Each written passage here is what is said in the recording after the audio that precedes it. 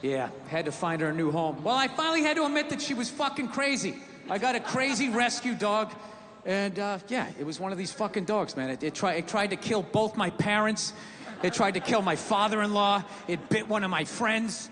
I'd have family come over, friends or whatever. We have to stick it in the back room, like lock the door. And the first hour, it would just be throwing itself up against the door. Ah, I'll fucking kill all you motherfuckers! I'll kill all you motherfuckers! Looking under the door, I can see your feet! I know what you smell like! I'll follow you home, I'll find you, I'll fucking kill all of you! And we were just in like total denial, like, no, she's just a little, you know, a little scared, because she was abused. And we got like a trainer and all of that shit, and he finally just said, listen, man, this is one of these dogs nature said no to, but people said yes to. So I'm like, Jesus Christ, you could have told me that 10,000 fucking dollars ago, you know? So now my wife, she's 5 months pregnant. She's 6 months, 7, 8 months pregnant. It's just the fucking, this thing just hanging over my head. And finally I just said to my wife, I'm like, we got to do something about this, man. I'm not going to be this guy in the news being like, well, you know, the dog loved me and my wife, so I figured it'd be all right to let it sleep near the bassinet. And well, you can imagine my surprise the next morning. Yeah, I wasn't going to be that guy in the news whose dog ate his baby, right? I got to get rid of this thing. So we call my trainer, and he goes, all right, I'll take it, okay? So thank God they're not going to put the dog down or anything like that. So I'm like, thank God. So he goes, I'll come back in a week. And it was very sad because we both love this dog, like with all our hearts, right? And what amazed me, though, was over that week, the way my wife handled grief versus me. It was so mature. She just, like, took it on. I just went into denial. I was just like, well, I'm not giving it away tomorrow, so I'm not going to think about it. And I just called the dog up in the bed, started petting her and lashing out at people for no fucking reason, right? My wife, on the other hand, she just went right into the bathroom that night. She was brushing her teeth. I could just hear her quietly crying, like, hoo, hoo, hoo, hoo, hoo, hoo. I swear to God, I was on the bed, and I got mad at her. I didn't yell at her, I had it just internal, you know? And I was just thinking, like, why is she having the proper emotion in this fucking moment? Why isn't she just blocking it out the fucking way I am, right? Just don't deal with it until you fucking give it away, and then just start yelling at people the way I do. Right, and that's what we did. I just blocked it out, and every night she would cry a little bit more the whole week. Till the night before, she's like, right? And what I didn't realize was she had cried herself into acceptance.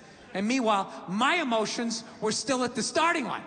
And then there's a knock at the door, and she goes, okay, he's here. Go get the dog. And I'm like, hey, Cleo. And she popped her head up, and I saw her wagging her fucking tail, and all of a sudden, 8 years of conditional love all started bubbling up, and I was like, oh, fuck, not now! Not now! So I just pushed it down. I just walked at her like some weird game show host. Hey, how are you? I'm smiling for no reason, all right? Now we're going for a walk. I'm just gonna say what we're doing so I don't think about what I'm feeling. And I just walked out, handed the leash to the new owner, pet her on the head, didn't even look her in the eye because I knew I couldn't, and just turned around and walked away from something that I loved more than I had loved anything in my life up to that point. Don't tell my wife, right? So then I come back into the house, all right, and she's just looking at me. She knows I'm out of my fucking mind. She's like, are you okay? Is everything all right? Do you want to talk about it? We can go out, get something to eat or something. I'm like, no, I'm fine. Sometimes you have to be up here and think logical and not be in your heart. I'm just going to go into the bathroom for a second. And I went in and I closed the door and for 0.8 seconds cried like a little boy before I put the lid back on the jar, fastened it back, and just added it to the shelf of anger that sits in every man's chest. Yeah. And I couldn't help but wonder in that moment, who that I love in my life is gonna pay for that in the future? Like, where am I gonna be? Family reunion, Bed Bath & Beyond. How many fucking towels do we need? Jesus Christ, it's a fucking sickness with you. Where is this coming from? I just don't understand where this is coming from. Listen, you guys were so awesome. Thank you so much for coming out. I wouldn't just give the order to start sinking these cruise ships and then retire to my chambers with my mistresses and my whores, right? Just banging away, wearing the whole uniform, the whole Dictator uniform, everything except for the pants, right? Compression socks with sock garters, just banging away. My unearned medals just clanging off my chest. The big thing is to see how long I could fucking keep the hat on, like, yeah, yeah, lie. Can't do that. That breeds resentment amongst your men. You got to lead them into battle. And I would. I'd have my own sub. All right? I'd have my own sub, and I would hunt these cruise ships on a moonlit summer night. That's right, on a moonlit summer night when sound carries, you know? You know those summer nights when your neighbor's talking about you, doesn't think you can hear him, you're sitting on your porch going like, oh yeah, is that how it is? So that's how it is, right? One of those nights. And I'd be a sport about it. I'd surface before I did it. I'm armed, they're not. It's only fair, right? They see me, I give them a little wink, a little nod.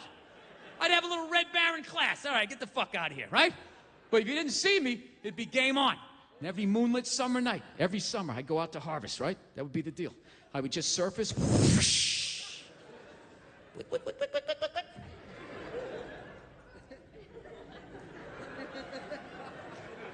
Und listen for the music, yeah?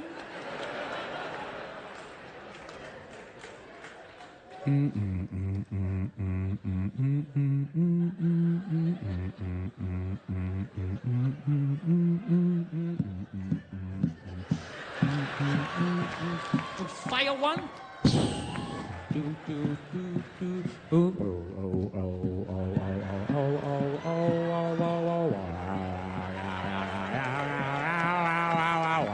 Dude, look at my arm in this tank top.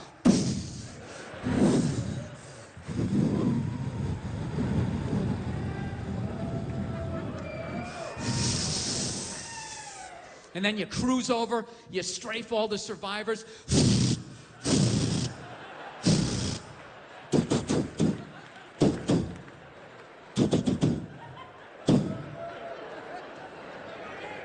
Well, bringing it down.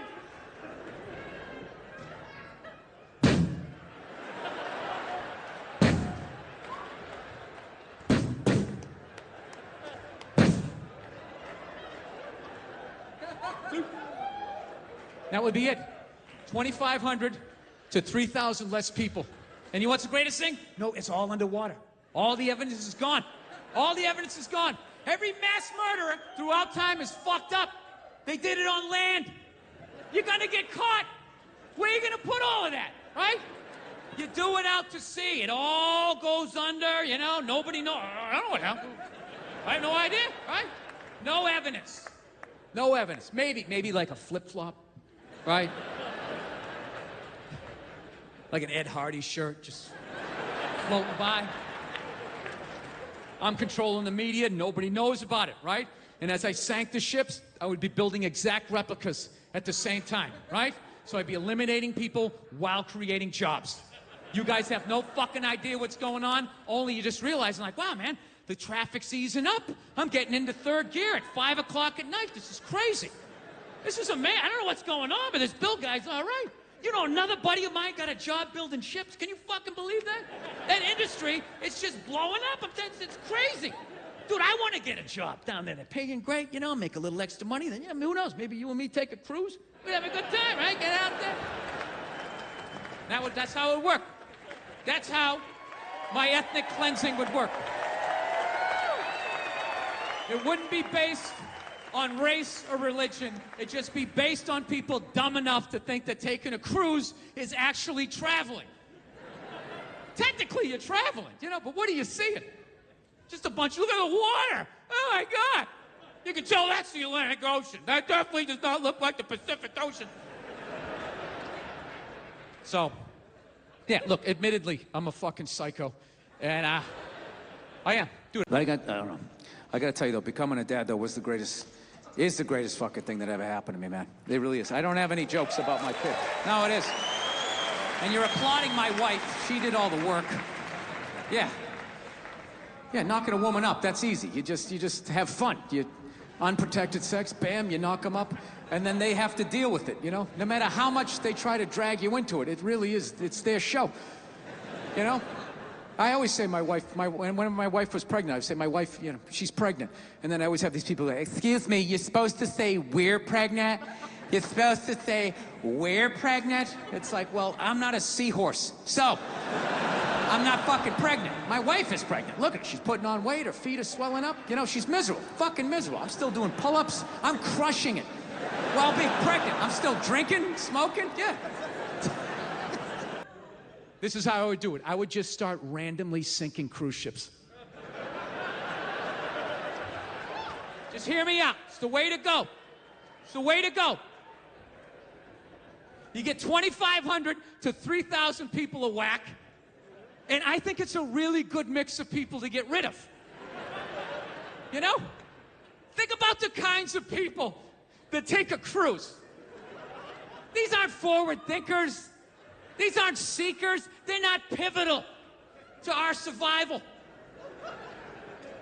You ever hear somebody coming back from a cruise? It's one of the worst stories you're ever gonna hear. Because they don't do shit. They don't want to travel to another country, interact with the new culture, try to figure out the train system or the money. All they want to do is just sit on a fucking boat. Just drinking, that's all they want to do, right? Worst story you'll ever hear. Hey, how was your cruise? Oh, it was great. I was fucking laying there. There was a DJ over here on the 1 and the 2 wooka wooka thing, right? And then they had this chocolate fountain. It was like a fountain. Well, it was chocolate. And you stuck the toothpick in the food, and you stuck it in the chocolate, and stuck it in your mouth. And then you'd be like, I want another drink. And they bring it all, you drink it, it dribbles down, and it gathers in your navel, and you punch yourself, you get in your mouth. Then every day around noon, we'd line up for lunch. What's for lunch? We don't know. We don't make decisions. Whatever they give us. I like all-inclusive. You just have to think once. Can I write that number on this piece of paper? All right, tell me where to go. I'm telling you, if you guys could just get past the humanity of what I am suggesting. If you could just get past it and maybe lose a couple of friends here or there, I'm telling you, you wouldn't miss them. You wouldn't. You know when you'd miss them? When you went to a baseball game and there wasn't those 100 people in the upper deck trying to get the wave going, right? You wouldn't have people getting mad because someone's sitting down during a song like, that's offensive to me, even though I don't know the issue, right? Nashville, little pulled back on that one, little pulled back. It's about police brutality, has nothing to do with you and your beautiful white world and mine, right? Just let it go. I don't give a fuck if you watched every episode of McHale's Navy. This is still not about you. It's not a military issue. I'm telling you, you wouldn't fucking miss them. And this is the deal, all right?